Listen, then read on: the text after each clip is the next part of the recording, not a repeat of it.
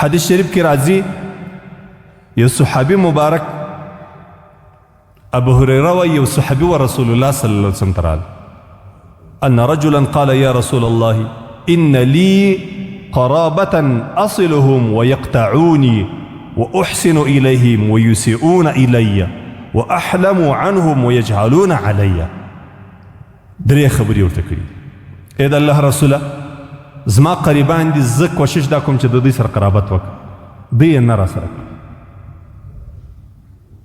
دویمه خبره دا ده ای د الله رسوله زه د دوی سره ښه کوم، قرابت خو دوی سره کوم، د قرابت سره سره ښه مور سره کوم، خو دوی د دې ښو جواب په بدو راکوي. درېیمه خبره دا ورته وکړله ای د الله رسوله زه ډېر وخت د دوی په خبرو باندې ځان واچوم. موږ نه پښتانه نه وایو په خبره یې ځان واچوي، صرف نظر یې کړل، اغماز یې وکړي، سترګې یې په پټې کړې.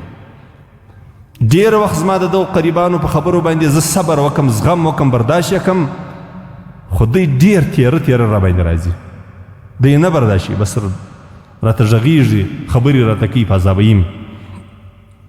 نو حدیث شریف کې څو شیان ذکر شول؟ درې. زه قرابت سره کوم، دوی یې نه راسره کوي. زه ښو سره کوم، دوی د ښو په بدل کې بد راسره کوي. زه د دوی په ډېرو خبرو باندې ځان اچوم، سر نه ورسره ګرځوم، باک نه ورباندې کوم، پروا نه لري. ویې ویل ویې کړه پروا نه لري، ویې ویل پروا نه لري، ویې کړل پروا نه لري، یعنې له ما سره بد. خو دوی بیا داسې دي پر ما باندې دی په تیرو باندې راځي، په کیسه کې مې لا نه دي. رسول الله صلی الله علیه وسلم ورته قال لئن كنت كما قلت فكأنما تصفهم الملة. صحابي دا صحابي ته رسول الله صلی الله علیه وسلم وایي که ته دا رقم یې لکه دا تا چې وویل، نو ته داسې یې لکه سړی چې د یو چا په خوله کې ګرمې ایرې ور واچي. د ګرمو ایرو څه معنا؟ ګرمې ایرې سکروټ ته وایي. د اور سکروټ سړی د یو چا په خوله کې ور واچي، هغه ژوندی پاتې کېدی شي؟ نسي پاتې کېدلی. که ته د خپلو قریبانو سره دا رقم ښه کوې، دی بد درسره کوي، ته قرابت ورسره کوې، دی ځان داسې لرې کوي، ته د ده په بدو خبرو باندې برداشت کوې، دی نه برداشتي.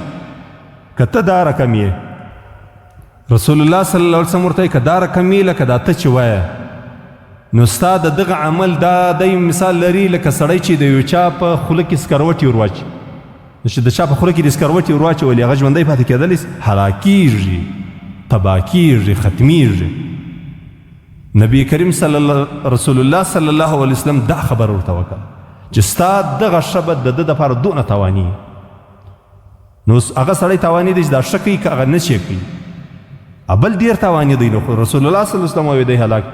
او بله یې عجبه خبر ورته کړې، دا شی نه برداشتېږي. دا ګورئ زم قریبان لرم، زم خپلوان لرم، ستی به دا ګمان چې دا د سړي قریبان یې دا به نو ټوله بالا سړي سره ویلي غوړي یې بالا په بارځي کې د سړي سره. موږ هم دا هر سړی دی قریب لري، هغه د پښتنو د خبرې مطابق د سړي زوی نه، بد عملي، بد کرداري، بد خوی، بد عادتي. ته به ښه ورسره کوې، دی بولي لکه د ده د پلار حق چې ته ښه خبرې ورسره کوې، ښه وضعیت ورسره کوې، دی بد وضعیت ورسره کوي. خو دا اسلام دی. نو اسلام کې به بس در د خپلې خوښې تېرېږي، بس چې الله او د الله رسول وایي هغه به منې، که دغه یې نه دغه جان. نو دلته رسول الله صلی الله علیه وسلم دوې خبرې ورته کړي دي، دا دوې ډېرې مهمې خبرې دي. تاسې پر خپل زړه باندې دا لاس کړی دی، بالا بس انشاءالله بیا الله درته اسانه کوي. رسول الله صلی الله علیه وسلم ورته وایي که تا دا رقم کوله چې تا ښه کوله، دی بد در سره کوي، ته قرابت کوې، دی قرابت نه کوي، ته د دوی بدې خبرې برداشتوې، دوی یې نسي برداشتولی. نو ته داسې یې لکه د یو چا په خوله کې سړی د اور سکروټې واچي، یعنې هلاک سو دا سړی. دویمه خبره بیا دا ده ولا يزال معك من الله ظهير عليهم ما دمت على ذلك. بل عجب خبره دا ده، بیخ عجب خبره ده چې الله جل جلاله به دې پر هر میدان کې پر دې باندې کامیابه کوي. زموږ خو نو دا ګمان دی چې یاره دی موږ ځان ورسره ټوک ټوک کوي، د دوی مړي اصلاح نه وکړ. د الله رسول په قول کې هېڅ شک و شبهه نشته. که دا رقم قریبان وه، په هر میدان کې به دې الله پر دې باندې غالب وکړي، الله به دې باندې ورزور ورکړي.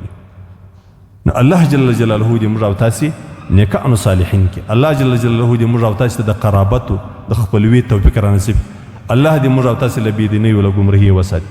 الله جل جلاله دې زموږ او ستاسو اخیره خاتمه په ایمان باندې